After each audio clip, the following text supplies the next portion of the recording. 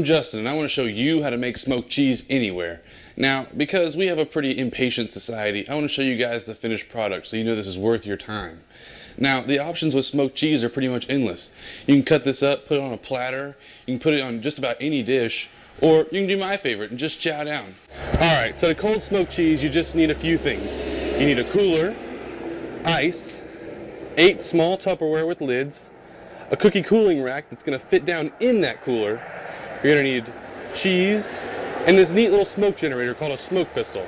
I found this one online at outcookerproducts.com. It uses real wood cartridges, so you just need a cartridge of your favorite flavor of wood. I think I'm going to use apple today. Alright, well, let's get started. First, we're going to take our clean, dry cooler and place it somewhere shady where it can sit for the next few hours. You need it to stay cool so your cheese doesn't melt. Alright, today the cheeses we're going to smoke are, I'm going to use a sharp cheddar, a big wedge of Gouda, a nice soft Havarti, another soft mozzarella, and a spicy jack cheese. These are all great cheeses to smoke. First thing we need to do with our cheese is to unwrap it and dry it off with some paper towels to get all the moisture off of the surface, because that traps the smoke and it makes a really nasty tasting cheese. So that's step one, is to get this all unwrapped and dried. Alright, the next thing you need to do is put your cheese on these cookie racks. I'm going to kind of spread them around. You just need them to all fit and to just be secure on there. So I'll do something like this and maybe this. And these will just sit down in the cooler with the ice packs between them, and the smoke will surround them, and you'll get a great cheese out of this. Alright, the next step is going to be to put our ice in our Tupperware. Now I have 2 different sizes of Tupperware because I need a taller Tupperware for the rack that has that big block of Gouda on it. And the rest of my cheeses are fairly short, so I can get away with a smaller Tupperware. You just need enough space between the racks that they're not touching the cheese and you can get smoke flow throughout.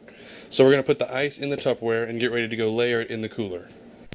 Alright, so this is what you should have. You should have your Tupperware filled with ice. And they're going to sit just like this in the bottom of your cooler. And then you're going to take a rack with cheese and you're going to set it on top of that. And then you're going to take your 4 more Tupperware filled with ice. And you can keep stacking as long as you've got plenty of cooler. Now my cooler is very small, so I'm not going to need this next tier. And I'm not going to need these other 2 Tupperware. Because my cooler is so small, I can get away with just 2 and still have plenty of ice for the amount of air that I've got inside.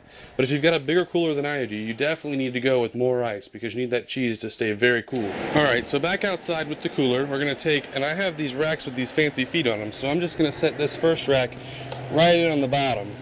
And then you're going to take your ice and your Tupperware, set it on the rack, and then take your next rack and stack it just like so.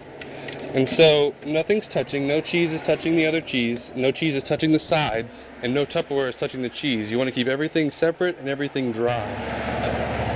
Alright, so the next step involves the smoke pistol. And I'm going to use this, and I have the extended barrel attachment, and I'm going to put that on the nozzle and set this on the ground and just run the hose all the way to the bottom of my cooler. That way I get smoked way down there, but I don't have to have my heat source in the cooler. I can have it outside. And then we're going to set the cooler lid down on the hose, not crimp it. We want that air to escape and cause the smoke to circulate. Alright, so the next step is you want to light the smoke cartridge. Now, like I said before, I'm going to use apple. And so it's made out of some kind of charcoal paper, so it actually lights really easily. And you see it just catches on fire. And once you've got a good smolder going, we're going to place it right in the smoke pistol. And so we're going to put it here. Now the neat thing about this device is that it actually has, on the back side of it, it has a knob. And it's got an electric control for the amount of smoke. Now because I'm cold smoking and I'm doing cheese, I don't want a ton of smoke. So I'm going to have that turned down quite a bit. You really just want this thing to go nice and easy. And when you turn it down, this cartridge that I put in there, you saw it's quite small, will last 4, 5, even 6 hours. And so I'm only going to smoke my cheese for about 4 hours because that's where I like it. You can adjust the time to your taste. But this thing is great. I can just set it, walk away, and when I come back in 4 hours, I'll know that my cheese is good and that it's smoking, and I don't have to worry about it. So it's been 10, maybe 15 minutes. This thing is turned way down, the smoke pistol is. So I just want to show you that it's working. You don't really want to open it often, but just to kind of show you that there's plenty of smoke in there, that it's all around the cheese, just as a proof of concept. And so this is really the second hardest part of this whole process, is just to let it sit and trust that it's doing its thing. and come back in a couple of hours. I'm going to say 4 for my preference, and we'll go from there. Alright, so the cheese has been smoking for about 4 hours, so now we're going to turn off the smoke pistol, we're going to take it out, and we're going to take our cheese out, and you need to immediately take it to the kitchen and wrap it in plastic wrap. Once you get your cheese back in the kitchen, you want to dry it off with paper towels. You want to get as much moisture off the surface of the cheese as you can.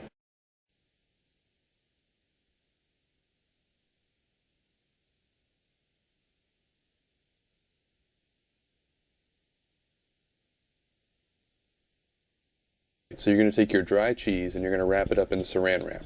You want to get this to be as airtight as possible. You need to keep your cheese in the refrigerator for over a week without spoiling, and you need to keep your refrigerator from smelling like smoke.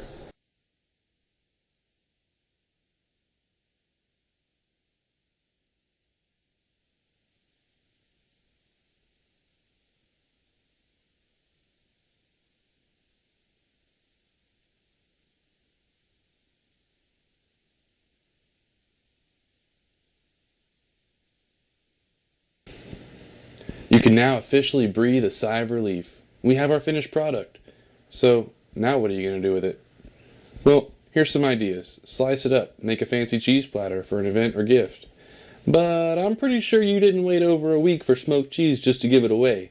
So, slice some up, put it on your burgers or in an omelet. Or, my personal favorite is to just whack off a chunk, dip it in salsa, and enjoy. Just remember that it doesn't matter how you eat it, because you now have a simple way to make all the great smoked cheese you can eat.